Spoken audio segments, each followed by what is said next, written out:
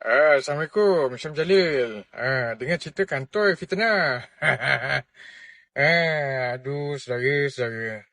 Dah tak ada kerja dah ke? Tengok berita setengah masak. Faham, orang faham ikut lain, kau faham ikut lain. Betul Sri Ibrahim cakap benda lain, kau faham ikut lain. Tengok video separuh-separuh.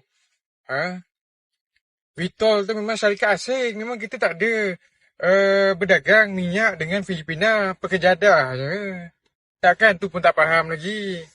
Petronas dah keluarkan statement. Dan dah diterangkan satu persatu. Takkan bodoh lagi kot. Belajar tinggi-tinggi sampai Harvard. Kenyataan media punya simple paling senang nak faham pun aku bodoh lagi tak kerti faham. Malulah pada orang. Sejak-sejak jadi baruah kepada Walaon.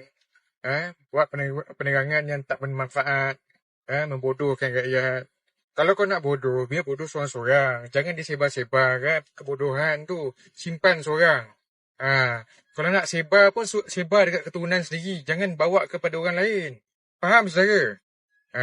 Assalamualaikum.